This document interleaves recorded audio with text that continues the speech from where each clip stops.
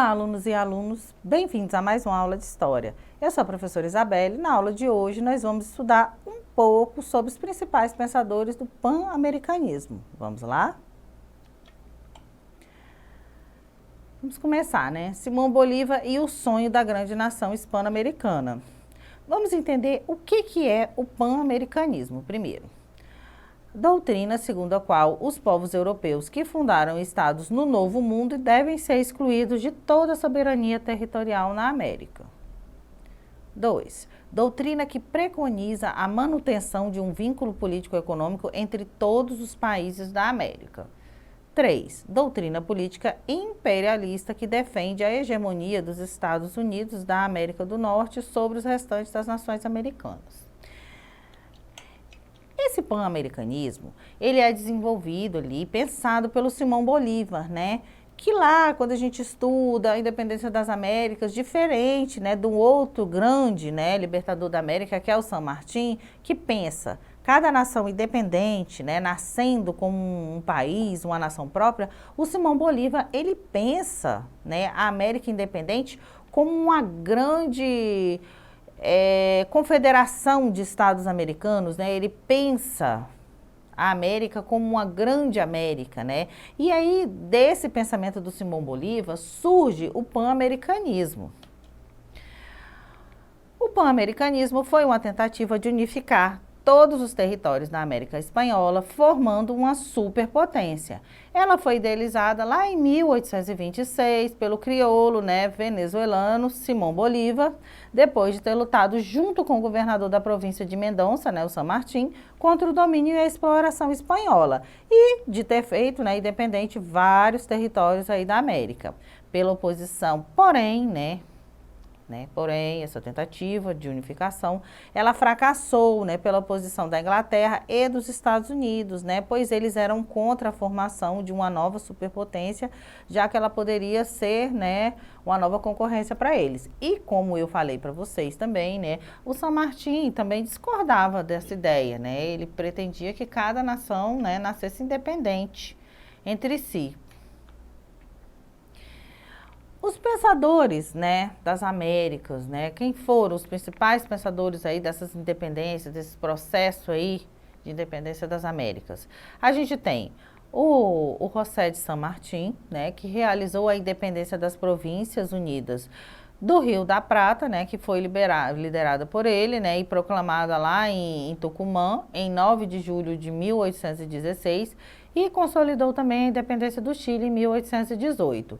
Em seguida, né, ele desembarcou com seus soldados aí na costa peruana, né, com 4.000 homens protegidos de navios ingleses e colaborou aí também com a independência do Peru. A Inglaterra, como se sabe, né, tinha interesse em conquistar, né, mercados na América.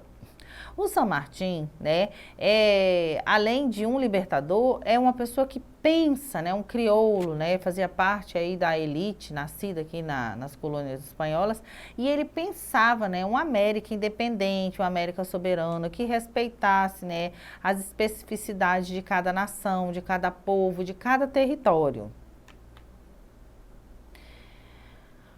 O Simão Bolívar, né, como a gente já falou dele, vamos reforçar. Em 1822, né, o Bolívar assume aí a liderança da luta pela libertação contra as forças espanholas, né, alojadas aí no vice-reino do Peru. E aí ele e seu general, né, o Antônio José Sucre, né, comandam aí as forças que consolidaram a independência do Peru e concretizaram, né, a da Bolívia também. Simão Bolívar, como eu falei para vocês, ele é um idealista, além de ser um grande guerreiro, né? Ele pensa uma América, né, toda unida, né? Ele pensa numa América que fosse consolidada como uma superpotência, que fosse colaborativa, né, que fosse cooperativa entre si. O que acaba não acontecendo, né, lá no Congresso do Panamá, essa ideia não é aceita, né, pela maioria dos presentes. Outros grandes nomes aí desse processo de independência, desse processo do pan-americanismo, como é chamado, são os padres Miguel Hidalgo e o José Maria Morelos, né? Em 1810, né, um exército de camponeses pobres liberados pelos padres, né, Miguel Hidalgo e José Maria, né, levantam-se, né, eles carregavam o estandarte de Nossa Senhora de Guadalupe e exigiam a independência, né, do México, com a divisão da terra entre os pobres, né. O Hidalgo, o padre José Hidalgo, acaba sendo fuzilado ao longo do processo, né, e a independência do México ocorre lá em 1821.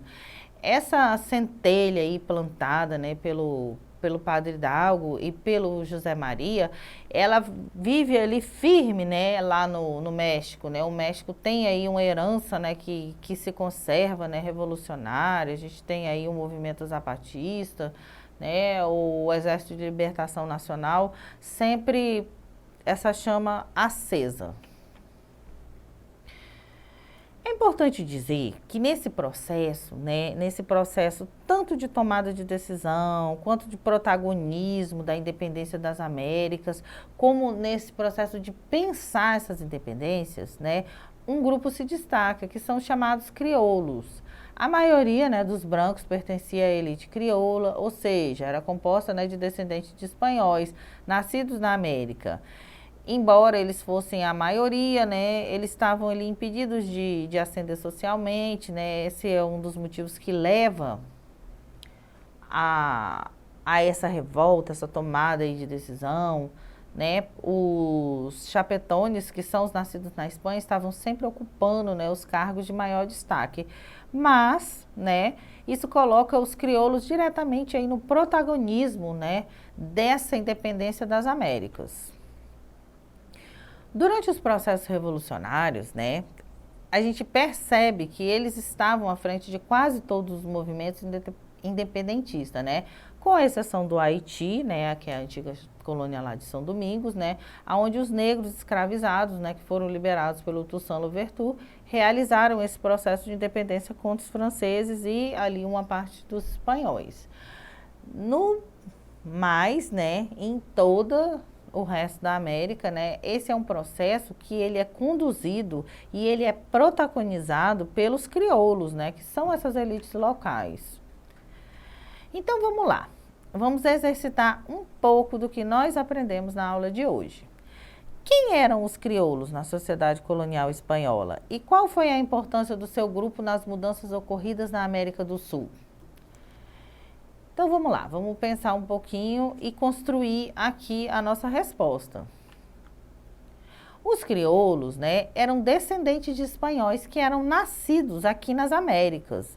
Muitas vezes, né, eles faziam parte das elites locais. Apesar, né, do seu parentesco com a metrópole, muitas lideranças das Américas vieram dessa classe social. Os grandes levantes, né, de independência foram liderados pelos crioulos. A gente falou aqui, né, que os crioulos, apesar de fazerem parte dessa elite local, de serem, né, esses protagonistas, eles estavam sempre fora, né, do processo de decisão da colônia espanhola, né? Os chapetones, que eram os nascidos na Espanha, estavam sempre ocupando os cargos mais altos, né? Lá no México, por exemplo, só havia um bispo crioulo, né? Todos os outros eram chapetones. Então, os reitores das universidades, das grandes escolas, né, os chefes, né, as chefias do exército, todos os grandes cargos importantes para serem ocupados na colônia, nas colônias espanholas, eram ocupados pelos chapetones. E esses crioulos eram os nascidos aqui, né, em território americano, formavam uma elite e estavam fora dos privilégios. Conforme a gente viu, né, durante o processo de independência das Américas, né, uma série de conjunturas, né, a queda lá do rei da Espanha, pelo exército napoleônico, foram criando, né, possibilidades para que essa elite crioula conseguisse pensar, né, uma independência, a América independente, aonde eles fossem lideranças e eles assumem aí o protagonismo, né? A gente tem aí as principais referências, né? O Simão Bolívar e o José de San Martín, né? Que são os principais, né, líderes aí desse processo de libertação da América, né? Para os menininhos aí que gostam de futebol, importante.